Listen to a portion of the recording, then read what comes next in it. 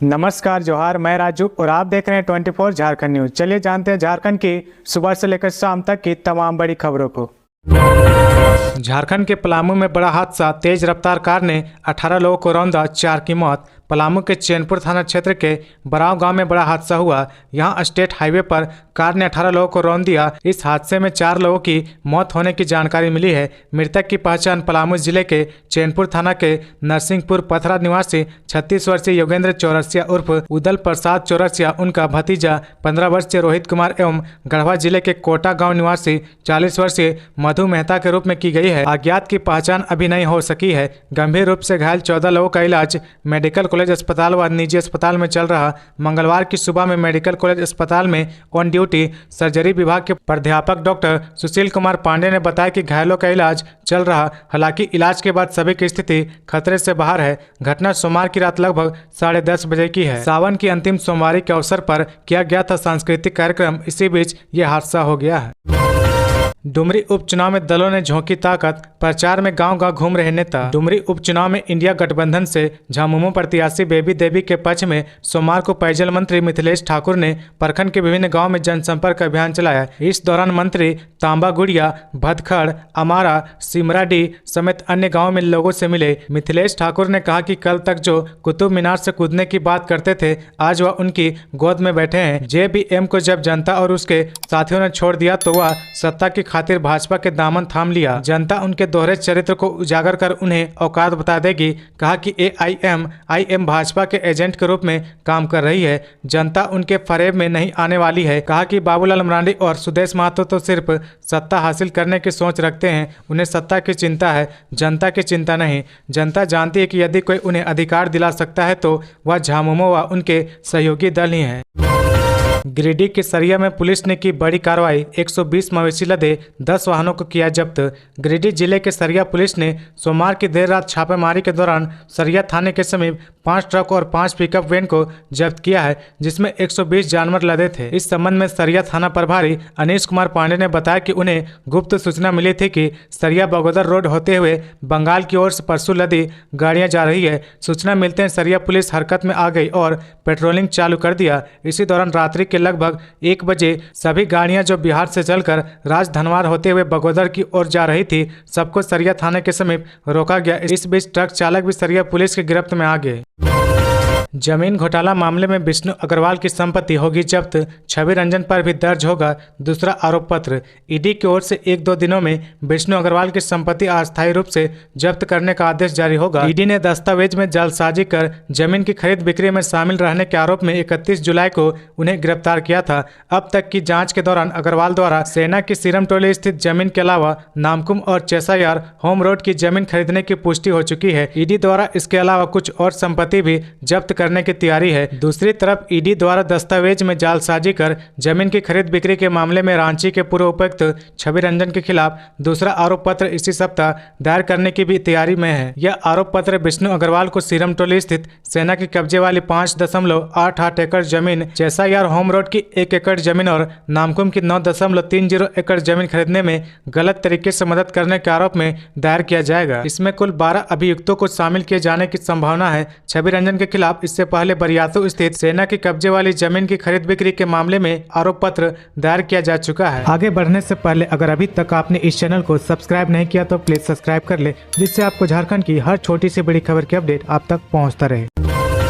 Jharkhand high court का बड़ा फैसला, ईडी को सौंपी मनरेगा घोटाले की जांच, राज्य सरकार को सख्त निर्देश। झारखंड हाईकोर्ट ने मंगलवार को एक बड़ा फैसला देते हुए चाईबासा मनरेगा घोटाले की जांच को ईडी के हवाले कर दिया है। झारखंड हाईकोर्ट के चीफ जस्टिस संजय कुमार मिश्रा और जस्टिस आनंद सेन की खंडपीठ ने मंगलवार को चाईबासा जिले में हुए 28 करोड़ रुपए के मनरेगा घोटाले की CBI जांच की मांग को लेकर दाखिल एक जनहित याचिका पर सुनवाई की। अदालत ने निर्देश दिया कि प्रवर्तन निदेशालय यानी ईडी इस मामले की जांच तय समय सीमा के भीतर करे। चीफ जस्टिस संजय कुमार मिश्रा और जस्टिस आनंद सेन की खंडपीठ ने मामले की सुनवाई के दौरान दोनों पक्षों की दलीलों को बेहद गौर से सुना। इसके बाद अपना फैसला सुनाते हुए राज्य सरकार को निर्देशित किया कि मामले में दर्ज की गई अब तक की सारी FIR की कॉपी ईडी को सौंपी जाए। ईडी इस मामले की जांच 1 माह में पूरी करे और छानबीन के बाद अगले एक्शन की जानकारी 31 सितंबर तक कोर्ट को सुपुर्द करे। मामले की अगली सुनवाई 31 सितंबर को निर्धारित की गई है। प्रार्थी की ओर से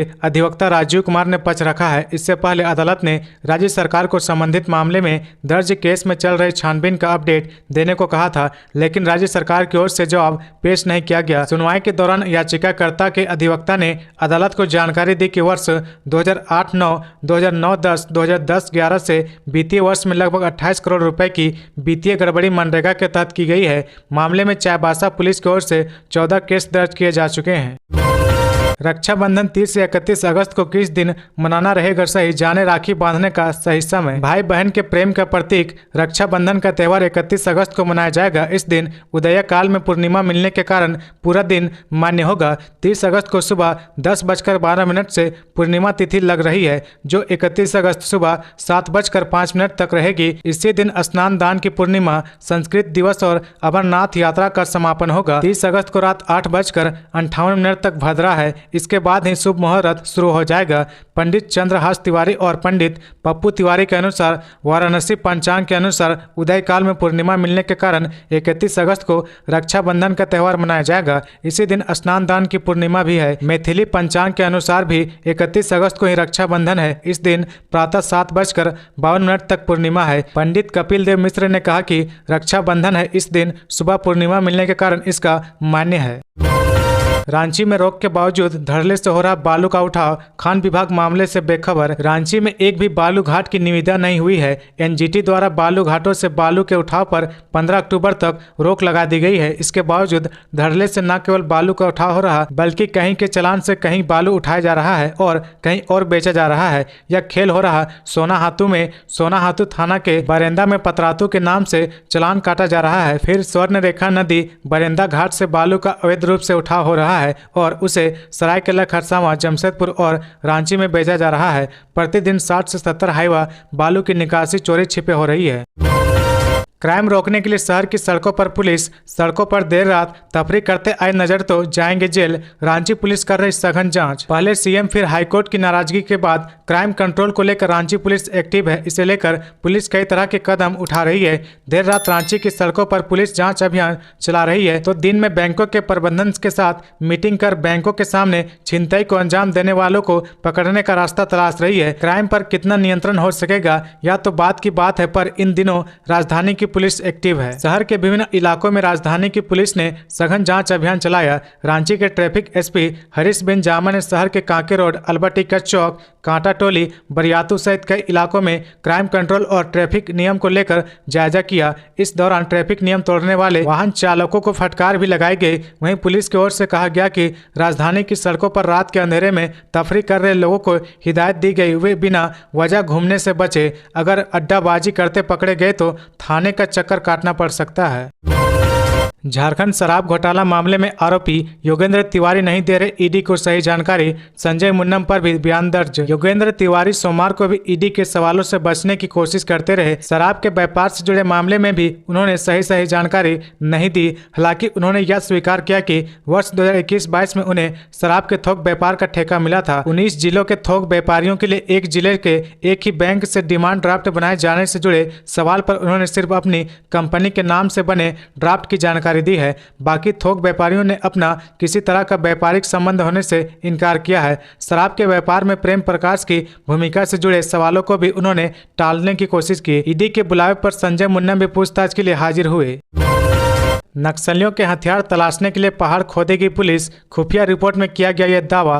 पहाड़ी इलाके में दबे नक्सलियों के हथियारों को पुलिस ढूंढेगी। आत्मसमर्पण करने वाले नक्सलियों से पुलिस को इस बात की जानकारी मिली थी कि उनके हथियार पहाड़ों में दबे हैं। इनमें से कुछ हथियारों को बरामद किया गया था, लेकिन कई हथियार अब भी जमींदोज हैं। इसे लेकर पुलिस ने एक कार्य योजना तैयार की है, जिससे दबे हथियारों को निकाला जाएगा। पुलिस ने पश्चिमी सिंहभूम में गिरफ्तार नक्सलियों से पूछताछ और खुफिया रिपोर्ट के आधार पर हथियार तलाशने की योजना बनाई है। पश्चिमी सिंहभूम में इस वर्ष जनवरी से सघन सर्च अभियान चल रहा। टोंटो के साथ गोइलकेरा क्षेत्र सुरक्षा बलों के खास निशाने पर है। टोंटो में ही 11 अगस्त और 14 अगस्त को नक्सली मुठभेड़ में एक एएसआई समेत 3 पुलिस जवान शहीद हो गए थे। इसके बाद सर्च अभियान में कई नक्सलियों को गिरफ्तार करने में पुलिस को और सुरक्षा बलों को सफलता मिली है। जंगल में छापेमारी के बाद पुलिस को कई जानकारी मिली है। उसी जानकारी के आधार पर नक्सलियों के हथियारों की तलाश की जा रही है। पर्यटन स्थल बनाने की कागजात शुरू। गेतलसूर डैम बनेगा ग्रेड 1 पर्यटक स्थल। हुंड्रू जोरहा फॉल कॉरिडोर से जुड़ेगा। गेतलसूर डैम राज्य का ग्रेड 1 पर्यटन स्थल बनाया जाएगा। इको टूरिज्म के तहत पहले चरण में डैम की प्राकृतिक सुंदरता के साथ बिना छेड़छाड़ किए वन विभाग की 6 एकड़ जमीन पर park, kiosk, cafeteria, restaurant, rest house, water fountain, parking स्थल, शौचालय, पेयजल स्थल बनाए जाएंगे। साथ ही डैम में जल क्रीड़ा के लिए कई प्रकार के वाटर इवेंट से जुड़े निर्माण होंगे। इसके साथ ही हुंड्रू फॉल और जोरहा फॉल को इससे जोड़कर पर्यटन कॉरिडोर बनाया जाएगा। इसकी कागजात तेज हो गई है। सोमवार को पर्यटन सचिव मनोज कुमार अधिकारियों की टीम के साथ गेतलसूर डैम पहुंचे। इस टीम में पर्यटन निर्देशक Anjali Yadav, DFO Ranchi Shrikant Verma, Mahilong ranger Rajesh Kumar, Kanke ranger Jitendra Kumar, Angara CO Pushpak Rajak शामिल थे। पर्यटन सचिव ने गेतलसूर डैम में पर्यटन विकास की संभावनाओं को जानकारी ली। मौके पर विजुअल माध्यम से 3 कंपनियों ने गेतलसूर डैम के पर्यटन विकास को लेकर प्रेजेंटेशन भी दिया है।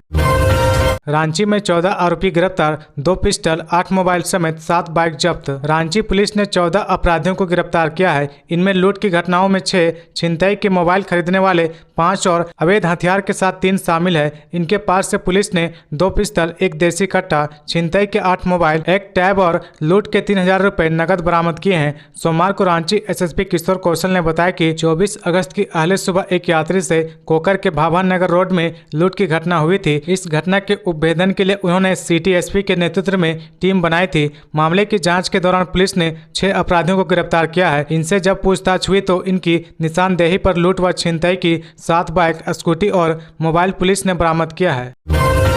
हॉकी के महान खिलाड़ी मेजर ध्यानचंद जी की जयंती पर सीएम हेमंत सोरेन ने किया नमन। मुख्यमंत्री हेमंत सोरेन ने हॉकी के महान खिलाड़ी मेजर ध्यानचंद जी के जयंती पर उन्हें सत नमन किया। मुख्यमंत्री ने कहा कि आज राष्ट्रीय खेल दिवस पर भी मैं सभी को हार्दिक बधाई और शुभकामनाएं देते हुए जोहार करता हूं। वर्षों से सीमित संसाधनों के बावजूद खेल के क्षेत्र में झारखंड के हमारे मेहनती युवाओं ने पहचान बनाई है। जब से आपकी सरकार बनी है, खेल संरचनाओं को सुदृढ़ कर युवाओं को बेहतर अवसर प्रदान कर रही है। आज खेल के विभिन्न क्षेत्र में बेटे बेटियां आगे बढ़ रही है। मुझे खुशी है कि देश में पहली बार आयोजित होने वाली एशियन महिला हॉकी चैंपियनशिप ट्रॉफी का ऐतिहासिक आयोजन भी जल्द ही रांची में होगा। इस अवसर पर भी सभी को पुनः हार्दिक बधाई और जोहार।